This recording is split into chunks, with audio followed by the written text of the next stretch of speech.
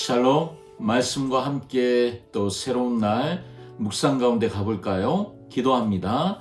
사랑하는 주님, 새날이 열렸습니다. 하나님, 죄가 우리 가운데 들어왔을 때 은혜도 함께 시작되었습니다. 그 놀라운 은혜, 하나님의 사랑을 오늘도 말씀 가운데 깨닫는 하루 되게 하여 주시옵소서. 예수님의 이름으로 기도합니다. 아멘. 아멘. 우리가 살다 보면요, 슬픈 이야기들을 듣거나 또 경험하게 될 때도 있죠. 슬픈 여러 가지 이야기들이 있지만 이런 것도 굉장히 슬프지 않으세요? 집에서 쫓겨난 이야기. 오늘 우리가 묵상하는 창세기 3장은 인간이 하나님 앞에서 죄를 짓고 하나님이 주셨던 그 에덴 동산이라고 하는 낙원에서 쫓겨나는, 집에서 쫓겨나는 이야기예요. 죄를 지은 인간을 하나님이 어떻게 심판과 저주하시고 또 흙으로 돌아가게 되는 죽음이 어떻게 임하게 되었는지 오늘 그런 이야기들을 보는데요. 그 안에 하나님이 준비하신 놀라운 선물이 담겨 있습니다. 오늘 말씀을 통해서 무서운 죄의 결과도 묵상해 보시고 또 하나님의 은혜도 찾아보시기 바랍니다. 창세기 3장 14절에서 24절 말씀 듣고 오겠습니다. 여호와 하나님이 뱀에게 이르시되 네가 이렇게 하였으니 네가 모든 가축과 들의 모든 짐승보다 더욱 저주를 받아 배로 다니고 살아있는 동안 흙을 먹을지니라. 내가 너로 여자와 원수가 되게 하고 내 후손도 여자의 후손과 원수가 되게 하리니 여자의 후손은 내 머리를 상하게 할 것이요 너는 그의 발꿈치를 상하게 할 것이니라. 또 여자에게 이르시되 내가 네게 임신하는 고통을 크게 더하리니 네가 수고하고 자식을 낳을 것이며 너는 남편을 원하고 남편은 너를 다스릴 것이니라. 아담에게 이르시되 네가 네 아내의 말을 듣고 내가 네게 먹지 말라 한 나무 열매를 먹었은즉 땅은 너로 말미암아 저주를 받고 너는 내 평생에 수고하여야 그 소산을 먹으리라. 땅이 내게 가시덤불과 엉겅퀴를 낼 것이라. 네가 먹을 것은 밭의 채소인즉 네가 흙으로 돌아갈 때까지 얼굴에 땀을 흘려야 먹을 것을 먹으리니 내가 그것에서 취함을 입었음이라. 너는 흙이니 흙으로 돌아갈 것이니라. 아담이 그의 아내의 이름을 하와라 불렀으니 그는 모든 산자의 어머니가 됨이더라. 여호와 하나님이 아담과 그의 아내를 위하여 가죽옷을 지어 입히시니라. 여호와 하나님이 이르시되 보라, 이 사람이 선악을 아는 일에 우리 중 하나같이 되었으니 그가 그의 손을 들어 생명나무 열매도 따먹고 영생할까 하노라. 여호와 하나님이 에덴 동산에서 그를 내보내어 그의 근원이 된 땅을 갈게 하시니라.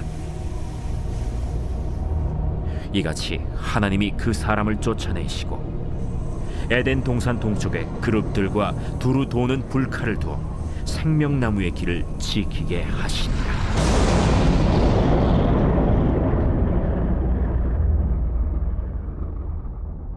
아멘. 어제 우리가 묵상하며 뱀이 여자를 꼬셨죠.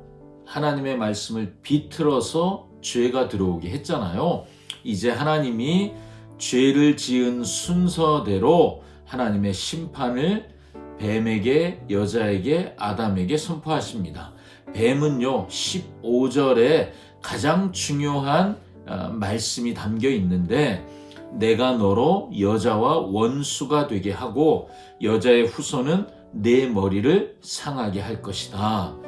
자, 여러분, 이 말씀을 누가 읽고 듣고 있다고요?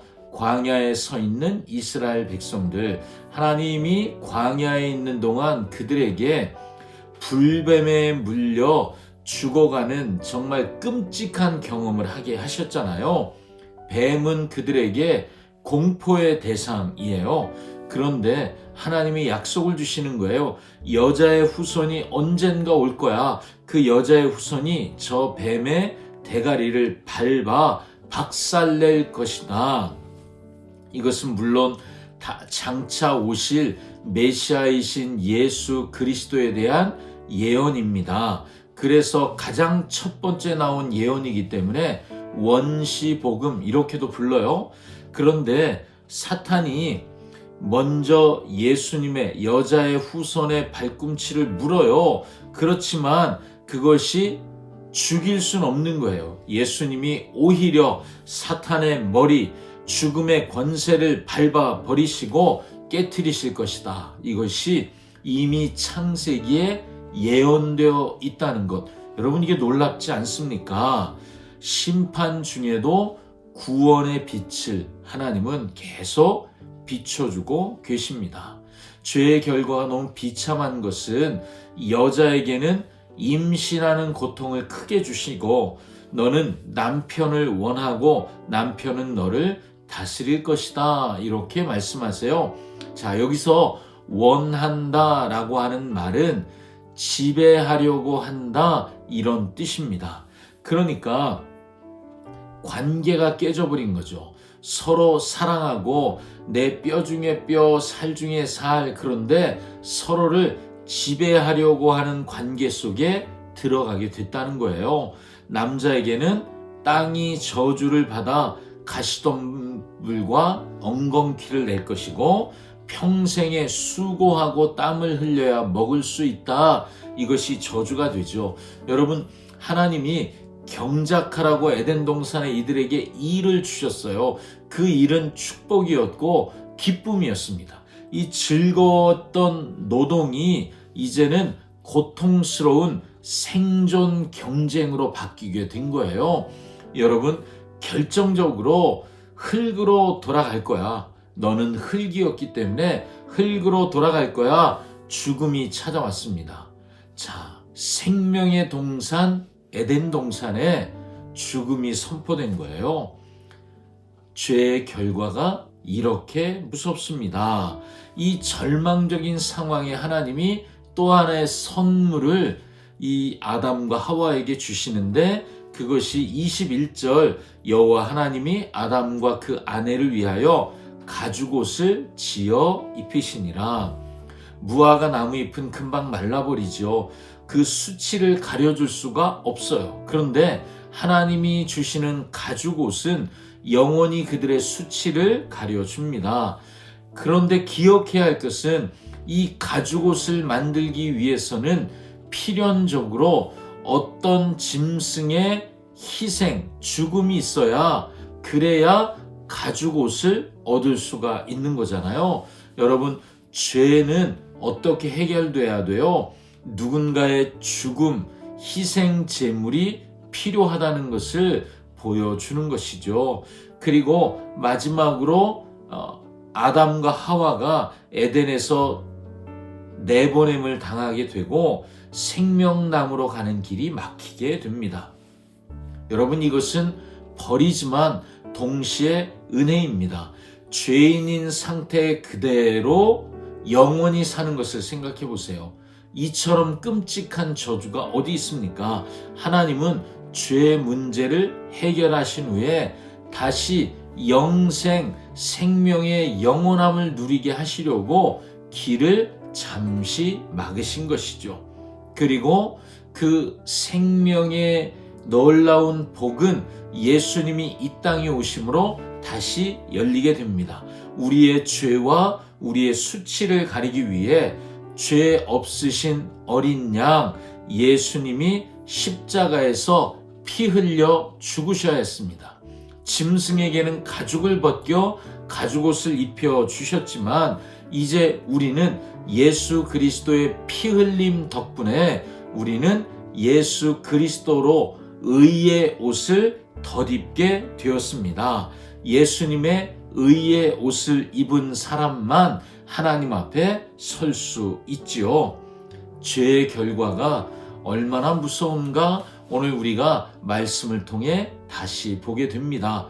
관계는 깨지고 일터는 전쟁터가 되고 결국 죽음이 찾아오게 되었습니다. 하지만 하나님은 또한 심판 중에도 긍휼을 잊지 않으셨습니다.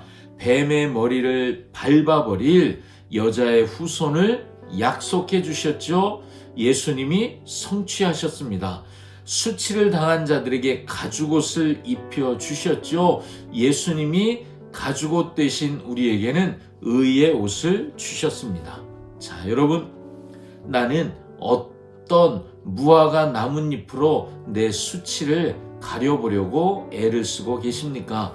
착한 일을 좀 하면, 아니면 돈으로 하나님 앞에 헌금을 많이 하면, 아니면 내가 높은 명예를 얻어 하나님의 이름을 높여드리면, 그러면 내 수치가 가려질 것 같습니까? 여러분, 금방 말라버리는 것이 무화과 잎입니다. 오직 하나님이 지어주신 가죽 옷, 예수 그리스도의 보혈의 옷을 입어야 합니다. 그래야 하나님 앞에 당당히 설 수 있습니다. 오늘도 나에게 예수 그리스도가 필요한 이유입니다. 여러분, 예수 그리스도의 보혈로 허락해 주신 의의 옷을 입으십시오. 그리고 하나님 앞에 당당히 서시길 축복합니다. 기도하겠습니다. 사랑하는 주님, 우리를 죄로 인해 죽을 수밖에 없는 우리를 여자의 후손인 예수님을 보내주셔서, 그래서 무화과 나무 잎으로 겨우 가리는 우리의 수치를 가려주신 주님을 찬양합니다. 예수님의 보혈로 지어주신 의의 옷을 우리가 입고 영원한 예수님의 은혜로 동행하는 생명 누리는 우리가 되게 하여 주시옵소서. 예수님의 이름으로 기도합니다. 아멘. 아멘.